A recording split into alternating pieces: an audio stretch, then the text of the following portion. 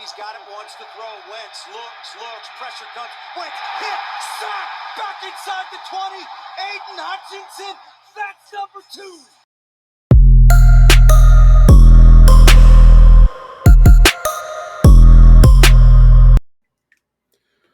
What's going on, everyone? Welcome back to the Big D Pod, where we talk all things Detroit sports and whatever you want to call what the Pistons are doing right now.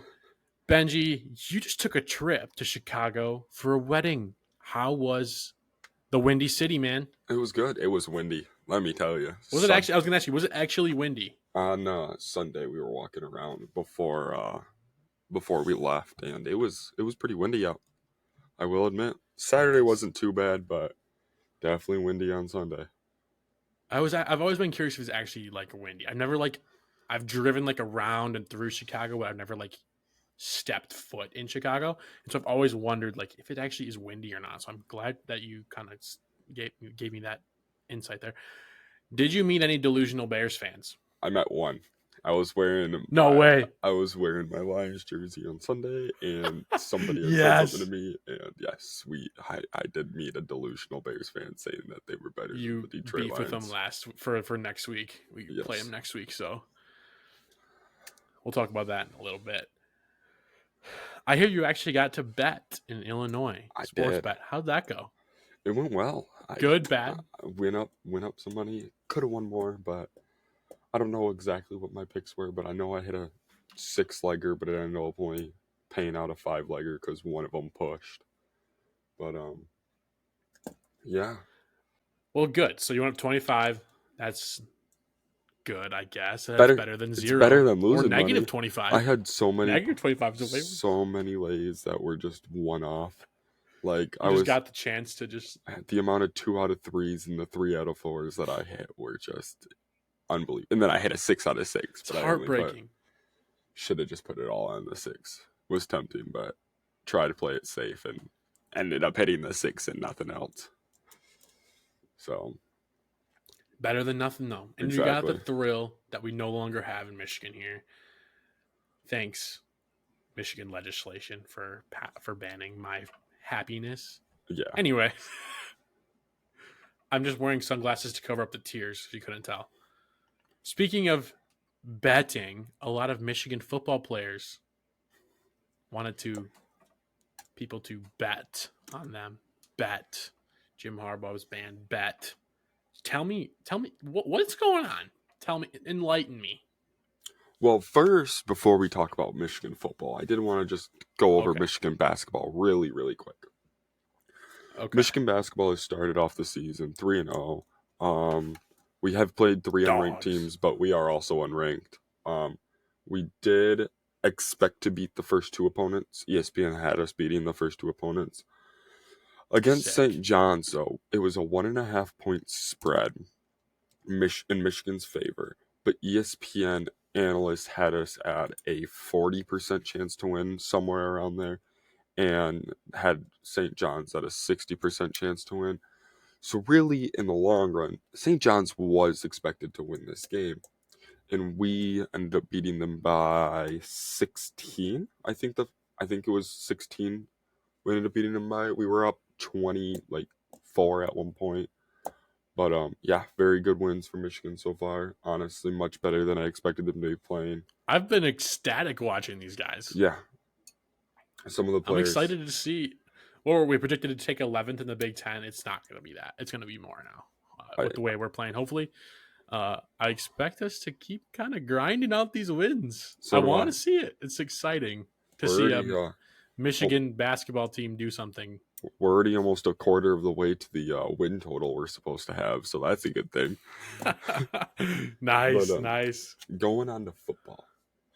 Michigan ended up dominating Penn State over the weekend on both sides of the ball. Got their offensive coordinator fired. Yes, we did. Penn State's OC. That was wild. That was way out of left field. I didn't think that they played that badly. I didn't think the offense did that. I don't think it was worth a firing from a top 3 team in football. Yeah. Top 3 team in the Big Ten. I don't know. Not football. Michigan's not a top 3 team in football. Oh, I thought you meant Penn State. I was about to get No, heated. Michigan's number 1 in the Big Ten, number 1 team in football. Be so for real right now. Oh, bold. So the final score was 24-15. And the time of possession in this game, we won the time of possession, but we only won it by 7 minutes, just under 7 minutes. Interesting. So it was pretty even on the time of possession. Michigan had 33 minutes and 12 seconds, and Penn State had 26 minutes and 48 seconds. So it was very, very even on this side of possession. So I thought that this game was so sick to watch. I know you're going to get into it in a little bit, but our offense was just like not really what I expected to do, but I loved it. Like No. It was such a statement win. we did what we did. Like people. Mm-hmm. So I was gonna get into this later, but I'll just get into it now. Michigan football did not throw a pass after 7 minutes and 42 seconds left in the second quarter. And it's not because we weren't able to pass. No. When we were passing, J.J. McCarthy was 7 for 8 for 60 yards with a 7.5 average. We didn't have to pass. Like, we were going out there. It was so sick. With 7 offensive linemen in the game and just running it down their throats.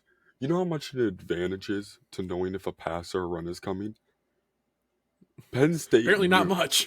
Penn State knew we were running the ball almost every play in that second half. We did not pass once, obviously, in the second half.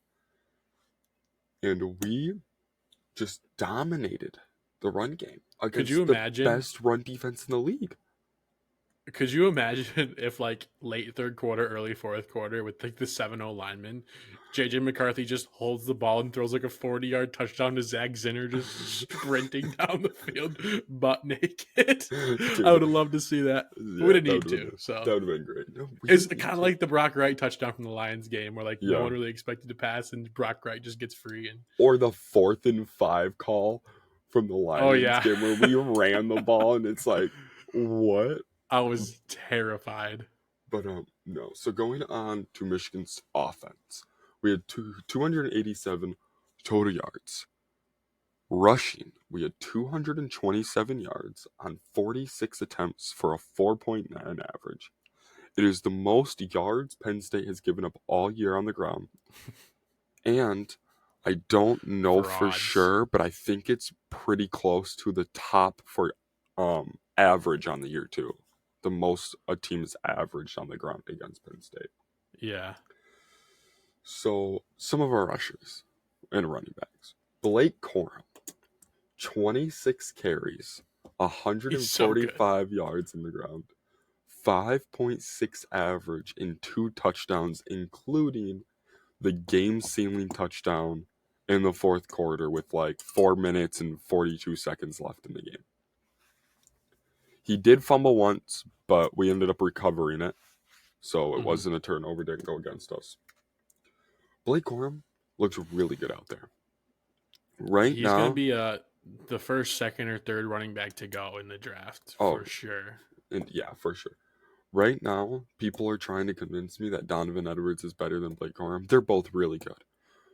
Donovan Edwards is faster. Donovan Edwards, in my opinion, is more elusive. But in my opinion, Blake Corum can find the hole better.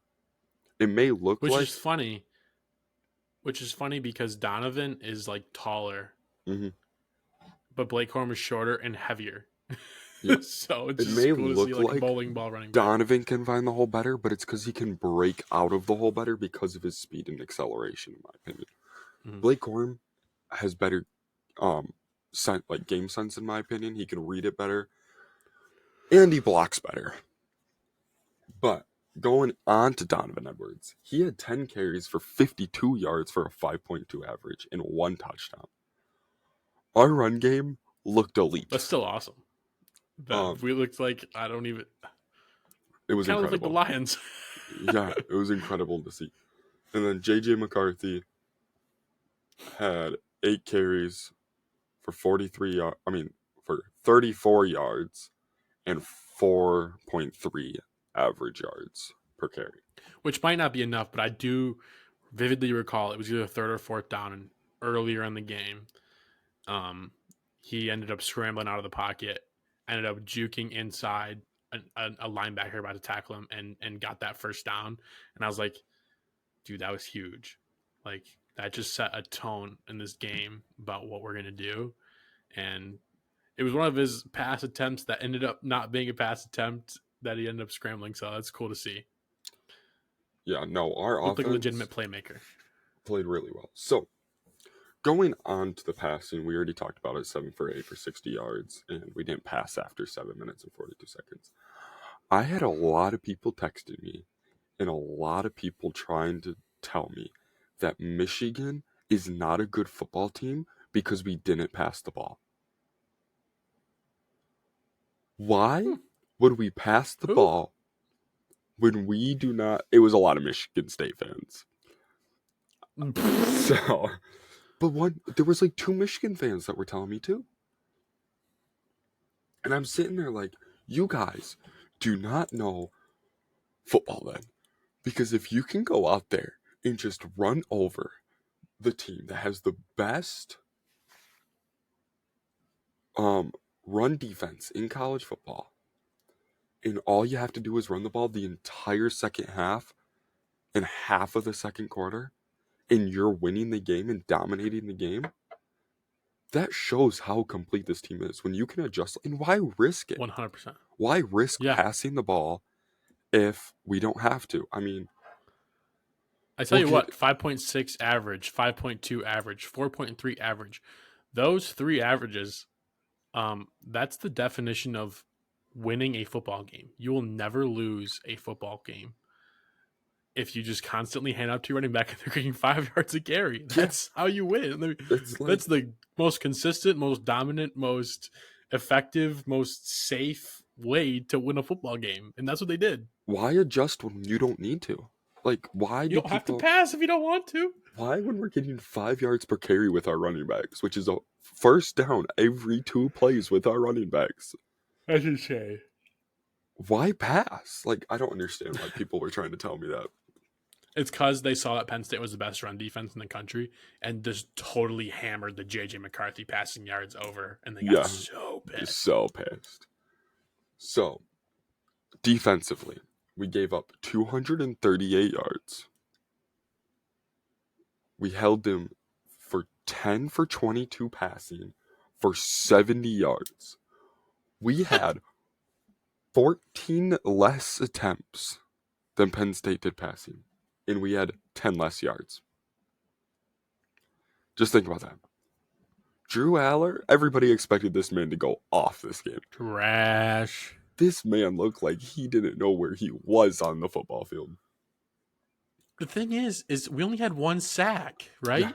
Yeah, we had 1 total sack in the game. That means our DBs were glamping. Yes, and we had a lot of pressure on the quarterback too. I know that. Yeah, we did get some pressure. But we only had 1 total sack in the game. Speaking about one of our DBs, shout out Will Johnson for the incredible game. I mean, the stats don't show it that much. He had 2 tackles, 1 being a solo tackle, and then 2 pass deflections. But this man, just watching him on the field, was insane. Like, he did not make 1 mistake, in my opinion, this entire game. He looked good. He looked solid. I don't expect too much from him, but he looked really good. He, in my opinion, is the best corner on Michigan. He's the best DB on Michigan. Mike Sammer still might have a word close with Sanders still, but in my opinion, Will Johnson is the more complete corner. But going into the rush defense, so we did give up 164 yards on 35 carries for a touchdown. We did force a fumble against Drew Aller, and we had 3 TFLs. 164 rushing yards is a lot. That's a good chunk. When you go look at this Penn State offense and you look at this team, they're getting more than that a lot of the time. That's around what they average is 164. I don't remember what it was exactly, but it's around that time. I mean, it's around that yardage that they average per game. So holding them to their average is really good, and only holding them to 70 yards passing. Our defense played incredible this game. Shout out the entire defensive line too, because They had to work. and linebackers, because they had to work. And dude, this entire team, what we've built, and with the entire scandal going on right now, which I'll get into in a second, this team is incredible. I don't know if you saw the post-game interview with our offensive coordinator, also the interim head coach. Yeah. This man, and Blake Corum also had a great one, but this man gets up, just like letting so much emotion out. He's crying, like, and he's just, I think he swore, I think he said the F word about like 6 times in this 30-second interview on national TV. Just crying the entire time. And dude, just talking about Harbaugh, how great of a guy, like, just same with Blake Corum, gets a post-game interview, first thing he mentions is Harbaugh. This entire team stands around Harbaugh. Going into Harbaugh real quick, what are your thoughts on the suspension that has happened to Jim Harbaugh because of the sign stealing investigation? The suspension was put on by the Big Ten. The NCAA has not finished their investigation yet. The Big Ten has not released any sort of legitimate proof about Jim Harbaugh knowing about the sign stealing. And I just want to know what your thoughts are, and then I'll get into my thoughts on it. I mean, you just said it best, right? You said everything that matters, right? The NCAA has not finished their investigation. There's no legitimate proof that anything was happening with Harbaugh, yet the Big Ten chooses to punish him in a way that affects our season tremendously. The end of our season, the biggest game that we have circled every year, that every college football fan has circled every year, that ESPN College Game Day has circled every year. They truly affected that game. Now, I would love to have Harbaugh on the sidelines. However, seeing as how our team played this week, the fire that was lit under him in this Penn State game, I think this was the perfect game for it to happen. So honestly, Big Ten, thank you. Thank you for lighting the fire under our players, making them insanely good against Penn State, and kind of honestly embarrass them a little bit. Like, seriously, 0 passes like in the second half. Like, you don't see that unless you're Iowa, and that's a whole different story. No, but real quick, you said something about Iowa. No, we need to get into this Iowa thing real quick, because Iowa is the best team in their division, and they have like 600 more punt yards and offensive yards this year. How are you the best team in the year? How do you only have 3 losses? Dude, this is a team I'm scared of if I'm Michigan to play, because it's such like a, like, you just think you're going to go in and dominate, and then Iowa's going to, like, their defense is going to step up. To be fair, they were the same way last year, and if you look at the Big Ten championship, it's their whole entire program's history. I saw a graphic this Saturday, and it was you might help me out here. It was the USC Oregon game they played, right? USC and Oregon. It was like 27-23 at half or something like that.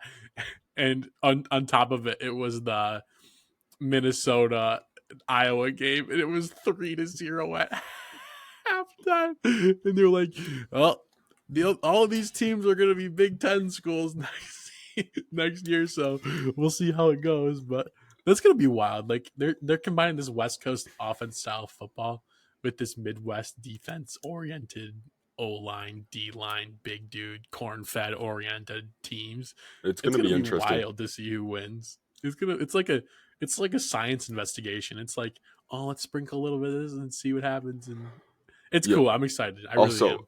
going real quick, then you can get back to what you were saying. I'm pretty sure it's official now. USC has given up more points this year than Iowa has the past 2 years combined. That just doesn't surprise me. That just doesn't surprise me. Iowa's defense I is don't know. insane, but I just know that all of like the old white farmers are sitting in their Iowa living room watching them play and are just like, yeah, that's great. Oh, I love this. They're just sitting back in their recliner, drinking on their sweet tea, being like, yeah, homemade watching their crops moonshine. grow. Yeah, there All you right, go. get back into what you were saying about Harbaugh though, in this team. I just think what they did was unfair, it being a court holiday, and there's no chance to appeal until Saturday morning. And Penn State versus Michigan was a 12 o'clock game, and there's no way to review it, appeal it, whatever. The past in the past. They just got to figure it out this week. I know they got a court date set for Friday before the Maryland game, but can you do any sooner? Like, really? Like, I don't know. But it doesn't really affect the game. Harbaugh's allowed to be in the facility and coach during the week, just not allowed on game days, which that's such a weird, like punishment. Like it's Yeah. almost like instead of like it being like a legitimate punishment, it's almost like F you punishment. Like, like we're going to do this to you. You can prep all you want, but you just can't be there for the 3 hours of the game. Okay, like It's almost like as much as I want to say I'm not a fan, like it doesn't really affect us that much. No, it did not seem to affect us at all in this Penn State game. Yeah, Mm-mm. but what you were going on to, I was seeing things that were like the Big Ten just poured gallons of gasoline onto this Michigan team that was already burning. And they just sparked the biggest fire of all time into this team. I just wonder what like the Ohio State like coaches or like athletic directors just like sitting in their office watching this, where they're just like the big guys are just sitting there like, yes, like finally Harbaugh's gone. And I just know that there's like this like young assistant coach like in the corner, just like shaking. They're like, dude, what's going on? Like, what's wrong? He's like, I'm scared, bro. I'm scared. Then they watch this Penn State film, and then all of them are just like, Uh-oh. ruh-roh. Speaking of Ohio State, yeah, Ryan Day is scared of us because knowing that he sent his brother's private investigating firm to originally leak this Michigan thing is wild. Like, that is out of pocket, bro. That's a whole nother topic that I could spend hours on because why? That's hilarious. But I cannot believe that happened, I basically have the same thoughts as you. Like, I think it's a good thing that he's not suspended for the postseason. But it's agreed. It's very stupid that they suspended him for not having any proof that he was in on it at all.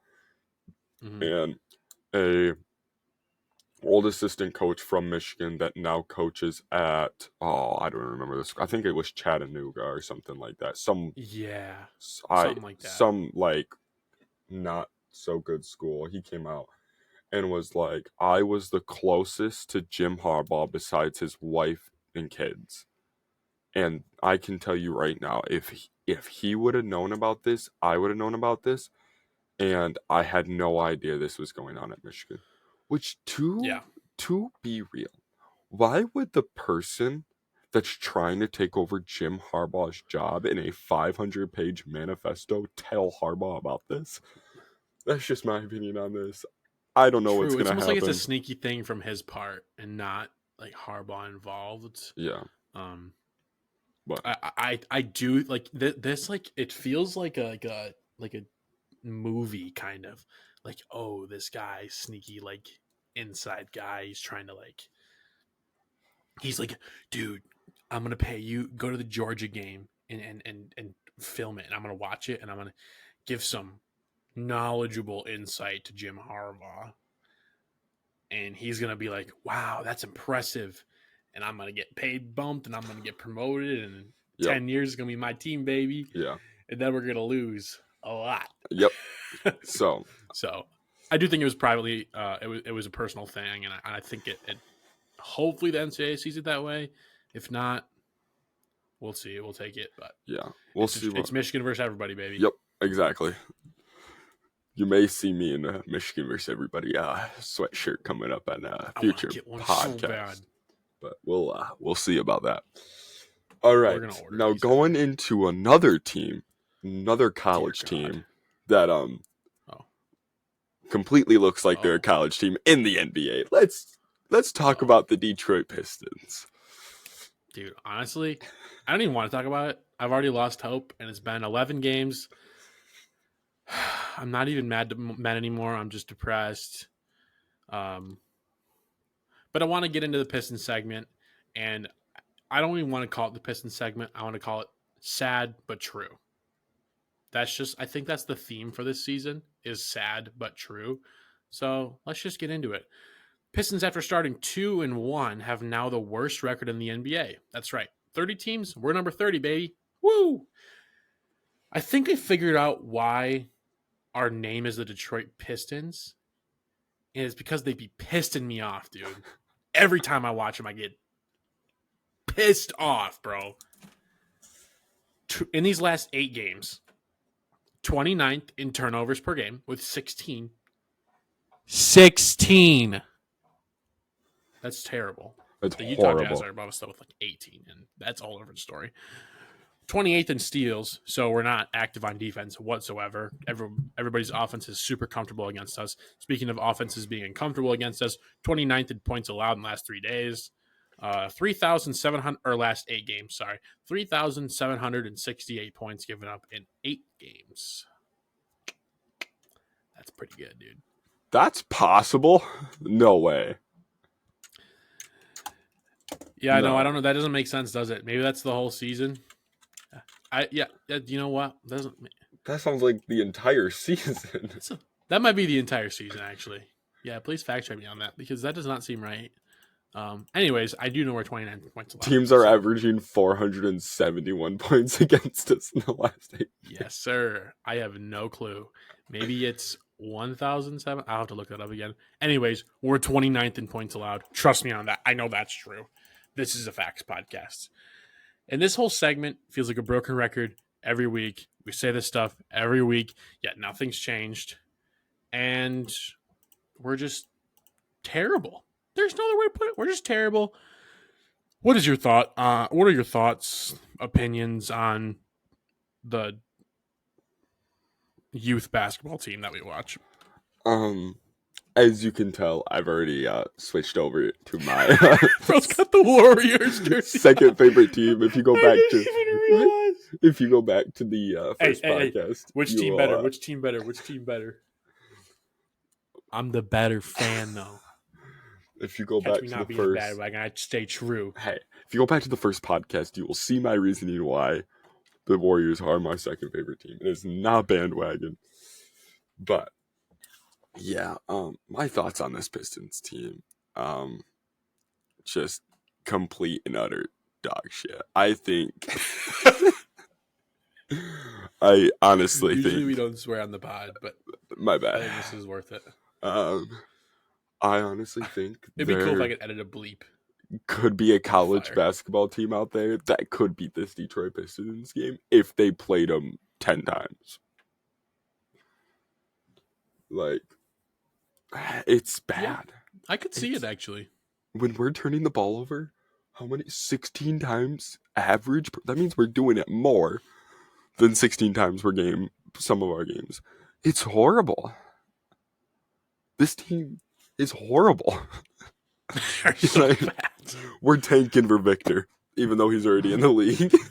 Yeah, we're going to tank for the number 1 lottery pick and get pick number 6 again. Yeah. Did you say you're tanking for Victor? Yeah, I did. All right. We think he's this. Yeah, we're a real valid trade destination for him. Yeah. We just need to have a solid game from everyone one time. It seems like everyone is trash except for like 2 players every night, and the 2 players are always changing. Like last night, it was Kevin Knox was our best player last night. He's been on the team for 4 days.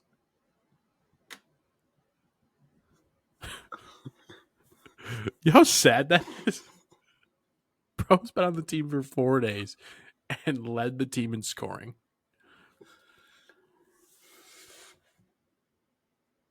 Alec Burks came back. He looks good. That's a positive. He was the second leading scorer. I'm pretty sure. So that's cool. I'm excited to watch. Oh no, he was the third leading scorer. Isaiah Stewart had 17 points. What? When? What? You look at it last You see what I mean? year's This game? was last game. This was last game. No, this was last game. Against the Bulls, who are like 4-6. They're terrible too, by the way. Which means they were 3-6 going into the game. So yeah, just another Pistons season. I'm ready to already see end. That's all I have to say.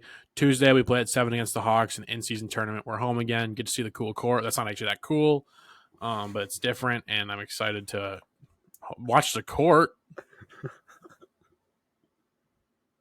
Yeah, the court will be cool for like a little bit. Dude, this game's like a must-win. Like, I'm serious. Like, all jokes aside, this is a must-win game. If we lose this game, I'm done. Yeah. And by I'm done, I mean I'll watch the next one probably. Yeah. But a quick shout out to Oscar Thompson. He's second in offensive rebounds per game in the NBA. He also has 40 this year, which is more than Wemby and Chet Holmgren combined. So shout out to Oscar Thompson, playing like a dog. Not like a cool Rottweiler, but like a mean Labrador. Yeah, I think he had 16 total rebounds last game. I think it was something like that, which is just insane. Shout out Asar. A Shout forward. out a dog, dude. It's nice to see guys like that in the NBA now who are just like want to work. Yeah. Like not like the Clippers. Anyways, I can't even trash any other team. Yeah, no. In the NBA. It's no fun. I can trash teams in the NFL. I can trash teams in college football. I can trash teams in hockey. I can't trash teams in the NBA because every finger I point, there's 3 pointing back at me, right? The Pistons logo. So pissing me off, Pistons. I'm done. Please move on before I go into cardiac arrest. So moving on, we have the Detroit Red Wings. The Detroit Red Wings have played 1 game since the last time we talked about them against the Blue Jackets. The final score of the game. Sorry, I get excited when we talk about good teams. Final score of this game was 5-4. Red Wings won. Raymond, Dogs. Fabry, DeBrincat, Sprong, and Wallman all spread it out, baby. A goal. Spread the wealth, man. Spread the mofo wealth, baby. It's great to see. It's not just one guy; it's the entire team. Oprah Winfrey style. You get a goal. You get a goal. You get a goal. Assist wise, Petrie had 2, Fisher had 2, Comfer had 1, Costin had 1, and Veleno had 1. Dogs.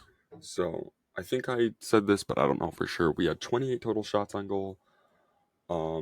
Larkin did not have 1 in the game, which is surprising. 28 outdid Columbus, right? Yes. Columbus had 22 total shots on goal. Go D. Which, let's talk about Billy Huso real quick.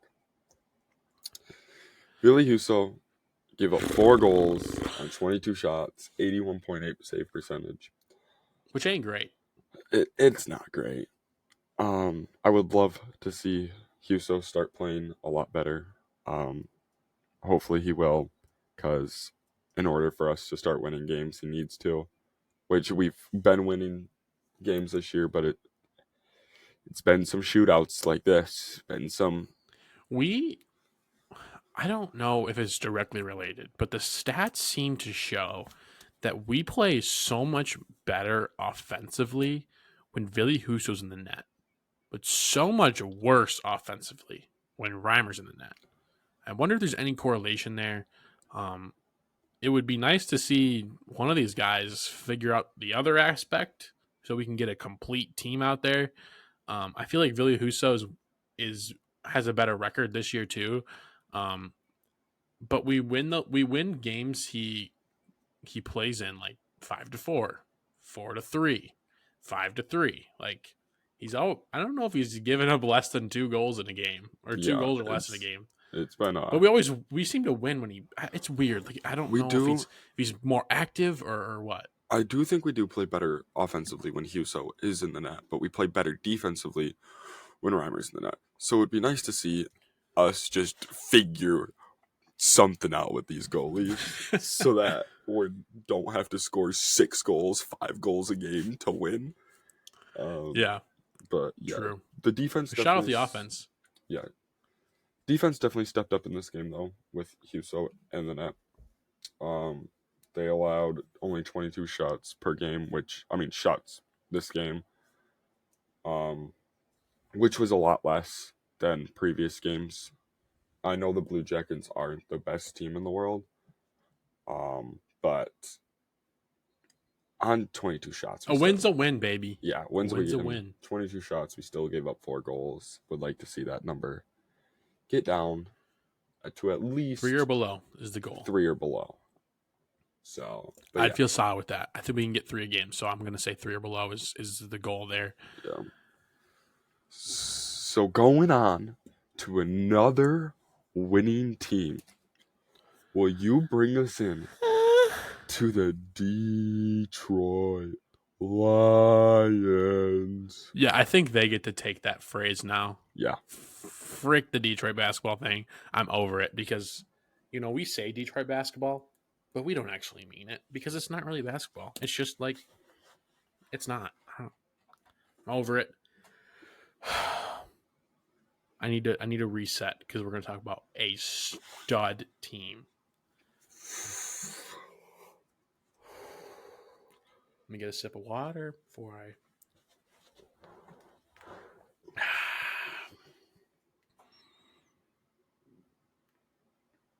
The Detroit Lions are insane at football. Wild to say. Most wild thing to come out of our mouths in 2023. Do you think I would have, if I said that 2 years ago, you would have clicked that red end call button and been like, I'm done? Detroit Lions. I think they're one of the best teams in football. Whoa. That feels weird to say, dude. I know. Feels weird to say. It's like... Make sure there's no red dots pointing at me. No, we are one of the best teams in football. We're second in the NFC right now. Eagles are the only team better than us. And, I think we could pull off this season with only 4 losses on the year. We may lose to the Dallas Cowboys. We may beat them. No. And then I think we're going to, lose the game to one of these teams. One. I think we might, if we don't have a chance at the first seed, I think we lose the last game against Minnesota. Yeah. Because I think we sit our starters. Unless, if we win that game, we knock Minnesota out of the playoffs. Because I think we'd rather play somebody else than Minnesota for a third time. Or it gives us the 1 seed, then we play our starters. But yeah, the Lions defeat the Los Angeles Chargers, which still feels weird to say. 41-38 in an absolute bloodbath. The offense. The Lions looked legitimately unstoppable on offense. We could run and pass with ease. It doesn't take a good quarterback or 2 solid running backs to run or pass. It takes the O-line. And I want to play a game with you. We're going to play a rankings game. I'm going to ask you a few aspects of the Lions offense, and you're going to rank them compared to other NFL teams. The Detroit Lions O-line have a top what O-line in the NFL? Number 1. You think Number one. I don't know.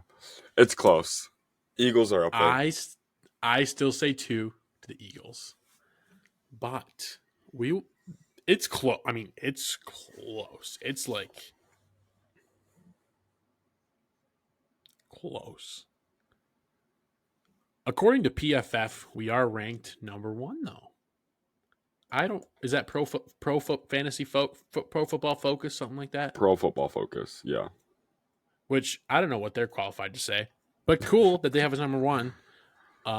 Amon-Ra, 4 straight 100-yard games. He's the first Lion since Calvin Johnson to have that. Calvin got to 8, by the way. Sheesh, dog. I miss him. Come back. Actually, we don't need him. Never mind. Could you imagine? Not Calvin. Could you imagine if we had Calvin right now? Oh my gosh, and we could too. Actually, not really. He'd be old. He'd be old. I'd still love him out there. Amon-Ra is a top blank wide receiver in the NFL. I have my answer. I want to hear yours, and mine is it's close. It's close. I'm accepting a number and anything higher than that. I'm not taking anything lower than a certain number, and I want to hear what you say. Are we saying this season or in the league right now? I said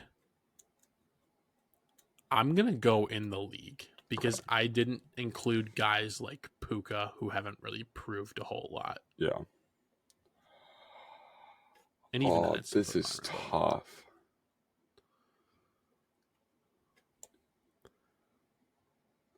Do you want to hear where I have him? Dude, I have 3 spots that I think I could put him. And okay. I think there's arguments for all 3. It's either 4, 5, or 6. Number 1 on your number 1 on your No. It's either 4, 5, or 6. That's higher than me, so let me hear it. So I'd say I wasn't going to accept anything lower than 7. Oh, hell no. You know. So I think. So who's better? Tyreek, A.J. Brown, and Justin Jefferson, in my opinion, are better. 100%. Okay. Yeah. There's some big guys you're missing up there.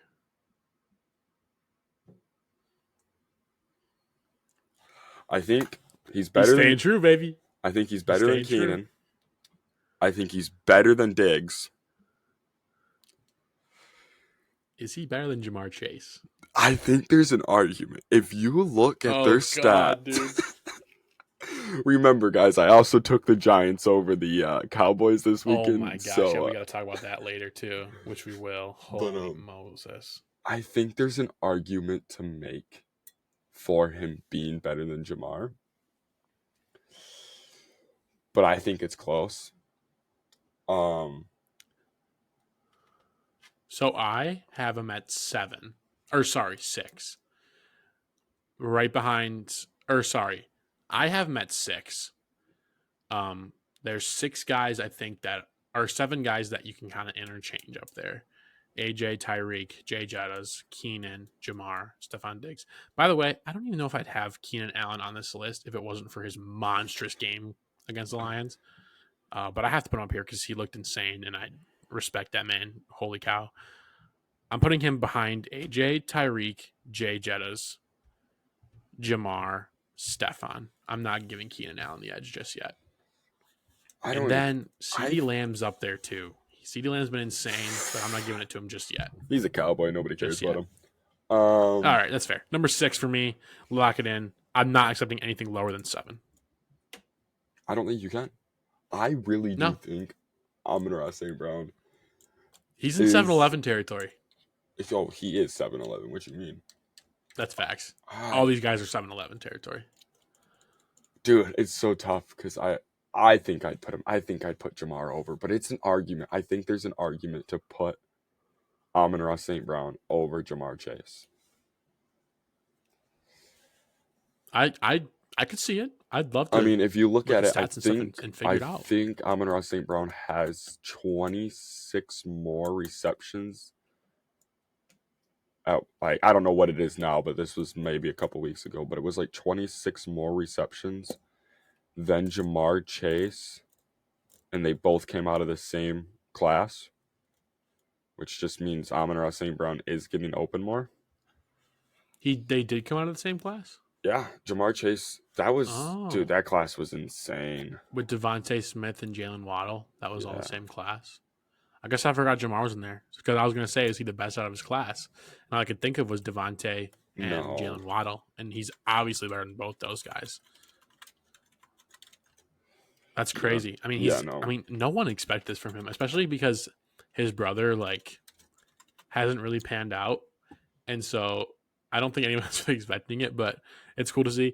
I'm kind of over every time we talk about him, we talk about the names thing, and it's just kind of being over. It's almost talked about too much. Where I'm just like, dude, it's not cool anymore. It's really sick. But because people talk about it every stinking week, it's less cool to me, and I hate that because it is really sick that he does that. But I'm over that. We need to stop talking about that until the playoffs. So I'm looking at stats real quick. Before this season started, Amon-Ra St. Brown had 300 to 400 less yards than Jamar Chase, but he has 31 more catches than Chase. And he's got 8 less touchdowns. Now, I don't know what it's looking like on this season. I don't know what the stats are this season. He's low on touchdowns compared to those guys. He only got 4 this year. Yeah. But some of those guys have 6, 7, 8. Yeah, going into the names thing, I do think it's a little overused. I don't think it's overused. I think it's great that he looks in his journal every single day and does it. But I think it's over talked about a little bit because it's been just going on and talked about. But it is when you look at this wide receiver class, it's insane. He's the second best in this receiver class. The only other argument you have is Jalen Waddle, but it's Jamar Chase, Amon-Ra St. Brown, then Jalen Waddle out of this class, and then it's Devontae Smith. But you have guys like Dez Fitzpatrick and Tutu Atwell drafted before this guy. Ooh. Tutu, he's a dog. He had 6 catches before this season. God, the sun god. So yeah. Shout out to Amon-Ra. Let's move on to our running back room. Jameer Monty, and I want to shout out Craig too, because before this game, he didn't get any carries yesterday, which kind of upset me a little bit. I like to see him get one just because he just earns it. He earned it. But he didn't get one yesterday. That's fine. 193 yards yesterday, rushing with 3 touchdowns. Holy Moses. The Lions running back room is a top blank room in the NFL. Number 1. I'm saying 1. Number 1. I mean, you can argue. You might say Jets or Falcons. I was even going to say Jets. Not so much. Jets, not so much. Just based on the names, I could see someone think, oh, the Jets do. Yeah, for sure. Same with the Patriots names, Ramondre and Zeke. You might. They looked good though. Zeke, but not really. Falcons. That's a good running back room. I do like them. They finally used but the Lions have just Robinson. been proven to be better. Yeah, that's facts. The Lions have just proven to be better though. Still, Miami's close. Indy is a little less close, but still decent guys there. But I'm saying number 1. Yeah, I think we have the number 1 running back room right now. I wouldn't say if you look at their careers, they're number 1, but this season, this season, we are the number 1 running back room. It's awesome. I'll just see it. Sam Laporta is the first tight end in NFL history to have 3 catches in each of his first 9 games. I did not expect this out of him this year, but I say that every week. I know I need to stop saying that, but I'm so impressed by him. He's got such good hands. We give the ball to him on 3rd down. I'm not scared anymore. I know he's going to catch it, and I'm so excited to have him out there. He's 5th in yards per game for a tight end. Laporta is a top blank tight end in the NFL.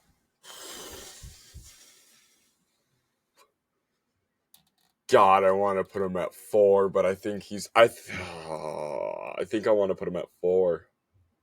Okay, that's fine. But I think he's 5. You putting Hawkinson above him? Yeah, I'm putting Hawkinson at number 5 and Laporte at number 4 just because I want The to. bias. But I totally respect it. It's so close. Obviously, Kelsey, Mark Andrews, and George Kittle are above that. Unless you're throwing like Dalton Kincaid is in there.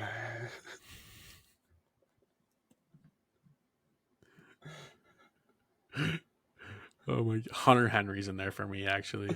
No, Jonnu Smith is number 1. Mike Gesicki, when he hits the gritty, is number 1 in the entire. That's facts. If that's what you want to call what he does, yeah, facts. Kyle Pitts when he's blocking is number 2. Mike Gesicki when he's gritting is number 1, and Jonnu Smith catching a screen pass on 4th down is number 3. No, doing the end around on the goal line is number 3. End around. That's right. Yeah, end around. No, he caught a screen pass and took it for like 60 yards. That's what it was. But yeah, top 5. I'll say 4. I'll put him above Hawk just because it's close for reasons. Defense. They did give up 38 points yesterday, or should I say Sunday. Before we get into it, just what did you see on the defensive side? I saw a very, very big problem with one particular player on the team that I bet you it's the same one I'm talking about too. Struggled. I understand the receiver he was on. Does his name rhyme with Bam Mutton? His name does rhyme with Bam Mutton. Okay, just wanted to check. The name of Cam Sutton. We shouldn't do this too much because he's had a decent year. But yesterday looked lost. When he was on Keenan Allen. Bro needed a map trying to guard Keenan Allen. Lost. Bro needed a map. But yeah, I thought the defensive tackles played incredible. The run defense was incredible. Edges, Hutch was getting pressure, but absolutely nobody else. Pressure. Absolutely nobody else on the team besides the linebacker, Anzalone. Dog. Absolute dog. Dude, there was somebody else that stood out. Oh, Jerry Jacobs had his times in this game where he was really, really good. But then he did give up like 2 very, very not so good plays to the Chargers that I thought he could have played better. Definitely the way he's been playing this season. Mm-hmm. One thing I want to say is a lot of people that I've seen have been saying we need to fire Aaron Glenn. Any other game, I mean, they said it after the Seahawks game. They said it after this game. You go look at some of the other games, these same exact people are saying Aaron Glenn is one of the best coordinators. Like, what? I don't think Aaron Glenn's the problem. I don't like either. if you look at our defense on paper, it looks atrocious. Especially like a year ago. Like, who is Kirby Joseph? Who is Jerry Jacobs? Kirby Joseph Cam is Sutton the was GOAT. A cornerback 4 for the Steelers. Like, Anzalone was a washed-up middle linebacker for the Jets. Like, I could name you one D lineman that's actually relevant. Like, I look at this team on paper and I'm like, what in the world on defense? Are you talking about James Houston when you're talking about D linemen that are relevant? Not particularly, because I forgot that I didn't include him because he's injured, but I'm excited for him to come back. But we'll talk about that in a second. Austin Eckler was held to 6-7 rushing yards on 19 attempts, which is solid. I'm falling in. What the? Bro just got wrecked when I said that. I got pissed off because I had him under 65 yards and he had 67. Oof. But I will still take that, though. 67 is not a whole lot. I'm falling in love with him. Lee McNeil, Chuck Harris, and Benito a little bit down there. Benito Jones. I'm starting to enjoy them a little bit more, especially Aleem. Even though a year ago I would have told you that I have no clue who these guys are. But they've been solid. So continue doing what you're doing. Where we need work. This is where we talk about Cam Sutton. He was getting worked. Granted, it was Keenan Allen, but it wasn't a lot of just getting outplayed, like outburned. It was just like mental mistakes. Like that rollout pass from Herbert where Keenan like juked inside and ran it for like 20 yards, and the safety missed a tackle, and Cam Sutton got burnt by 20 yards. Mental mistake. I can understand it getting outplayed, but the mental mistakes can't happen, including that he had 2 huge PI calls on that one drive where the Lions stopped the Chargers on 7 straight plays inside the 7-yard line, and 6 of those were at like the 1 or 2. That was heartbreaking That to see made me that so end sad. because I was so like Our D line was insane we at were that goal line. clamping. We were clamping. I love to see it. That's a Lions. That's the thing the Lions have never been able to do since like Ndamukong Suh. So, it was cool to see. Another thing is Anzalone looked a little slow in pass coverage. He had excellent run D, and when he pass rush, he was getting to the quarterback. However, I'm not really worried about him whatsoever. I just think he was a little slow in coverage. I think he might be getting a little bit too much responsibility. I mean, you got to guard crossing routes. You got to cover Eckler. You got to shoot the gaps. You got to pass rush now, which is wild. He hasn't been doing that before, but the past few weeks he has. And he's been incredible at it. Yeah, speaking of the pass rush, it was slow again. We had 0 sacks, but we had 5 QB hits, and they came from Anzalone and Hutchinson. Hutch had 3, Anzalone had 2. We are in desperate need of James Houston. Like, badly. Like, we need him bad. We can't let our corners try and cover these guys for so long, especially like guys like Keenan Allen and stuff. We can't let our corners out to dry like that. And so I'm excited for James Houston to come back. He might be back next week. Mm-hmm. But again, I would not try to rush him at all. Definitely So against I think we're playing it the safe, poverty and Bears I do team. like that. Yeah, next week is Bears week. I'm a bit worried that Chicago kind of turned the tide. However, I don't think it'll matter unless Chicago can outscore our offense. Justin Fields looking a little bit better for what it's worth, but I think it's just I'm Justin still, Fields isn't even playing right now, isn't he injured? Yeah, true. No, he's not. It's Badgett, but like I think that he might be back. So we will see there. And I'm still terrified of running first quarterbacks because of Lamar. Yeah, true. Has given me nightmares still. I wonder when those are going to end. Anyways, let's go to segment 5. We're going to review the Sunday slate very quickly. I want to do a little thing where I speed run through every game, and then we can go back and talk about specific ones more in depth. But we are a Detroit sports podcast, so I'm not going to spend too much time on this. But I will go over our Pick'ems update. Ben, you beat me this week. We have the same pick, Monday Night Football. Actually, how's that going? It's 10 o'clock. I don't even know. Broncos were winning the last time I looked. Let me. Yeah, okay. They were winning 3-0 in the second quarter. And we both picked not the Broncos, so it's not going to affect the comparison there. It'll just affect the Broncos are up 15-8 in the third quarter right now. Okay. So you went 9-4 without Monday Night Football. I went 8-5. That brings your total to 26-17, mine to 28-15. You're getting closer. That's all. That's all you got. Okay, cool. If I didn't make the stupid mental mistake of picking the New York Giants over that wasn't a mental mistake. That was like stupidity. And I think I have a stupidity pick next week, so I'll take it from you. To be fair, the Giants scored, I think, the most points. No. To be fair, no. To be fair, they got 49 put up on them. They scored 17. Oh, wow. Yeah. So the differential there was what? 32? Better than the 32. Better than the first time they played. That's more points than Iowa scored this whole year. All right. I'm going to speed run through these games. I'm going to do a little rap. Not really. I'm just going to spew these out. Give me water real quick. Go through these games. Let me pull this up real quick. Before I start spewing out bars. Oh wait, I can just do it here. Are you excited for my rap? That's not actually a rap, but it's just going to be absolute bars. You should have made it into a rap. That would have been sick, but I don't get paid. My salary's not. That's above my pay grade. Oh, All right, you ready? yes. All right.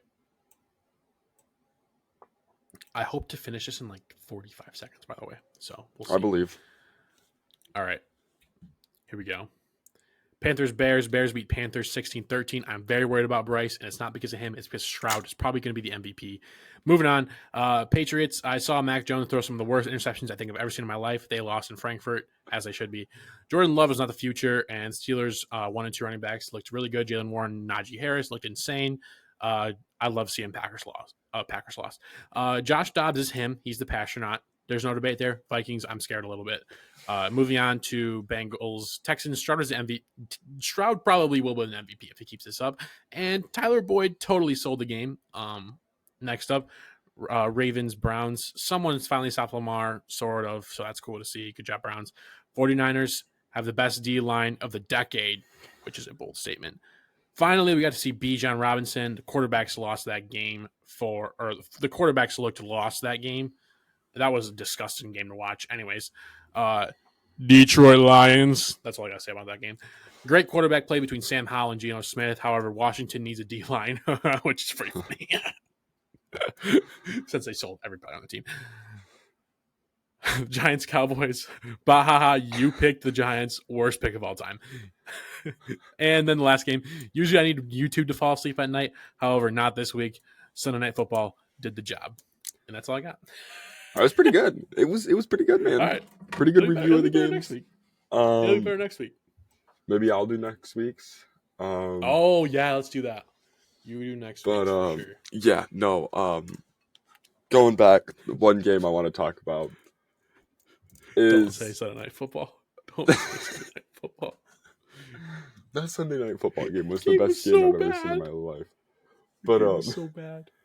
No, one game I want to talk about is this Falcons game, and there's one reason and one reason only. Kyle Pitts, could you have caught one more receiving yard and like literally one more? It's 2023 and you're still betting on Kyle Pitts. Stop. It's never going to happen. But then you won't next week and you'll have like 9 receptions for 180 yards. It's because Desmond Ridder came back into the game. Oh, did he? Yikes. Ugh. Yeah, their quarterback got injured. Also, you know who's leading the league in passing yards right now? Bro, Sam Howell. He's a dog. What? Sam Howell is the future of the Washington Commanders, which is the most wild statement I've ever said in my life. Good for them. Honestly, good for them. They need it. They also need a D-line. Yeah. All right, going into the NFC North teams, because since Detroit, NFC North. Go for it. Vikings Shouty might be the scariest team we face the rest of the year besides the Cowboys. The Packers, the worst I've seen them in about 10 years. And it's a little bit sad. And the Bears, do we even need to talk about the Bears? They're awful. It's not sad. Somehow they've won more games with their backup quarterback that went to a Division II school than Justin Fields. Dog. Justin Fields may not be the answer for this Bears team. Yeah, I don't know. He might not be coming back. Being a Michigan fan, I never thought Justin Fields was that good in college, but everybody told me I was wrong. He can run. And now look at him, the NFL. So can you Sam Bolton? He's not a quarterback. That's all I got to say. I'd actually rather have Usain Bolt as my quarterback than Justin Fields, I think. Could you imagine Usain Bolt as like a running back, though? Could you imagine him as a running back, though? The acceleration that man would I don't know how agile he is. I've only seen him run straight. That's true. Open up the A-gap. Man covering Usain Bolt in man coverage. Bad wheel route. That's going to be it for the Big D Pod this week. Check out Detroit teams in action this week. I think there's one Pistons game and there's one Red Wings game before we record again on Thursday. Hopefully they win. The Pistons probably won't. That's just a fact of the matter. Yeah, that's going to be it for this pod. Anything else from you, Benjamin? Nope, I got nothing else besides you guys may possibly not see me for the next podcast. I am on vacation. Oh, yeah. I might try to figure something out, but the only thing you're going to see is my pick'ems right now. We might try to figure something out where I can record, but right now it's only going to be the best pick'ems you'll ever see. I'm going undefeated this week, and yeah, that's all I got to say. Bro's going to pick the Giants again. That'll be it for us. We out of here. Peace.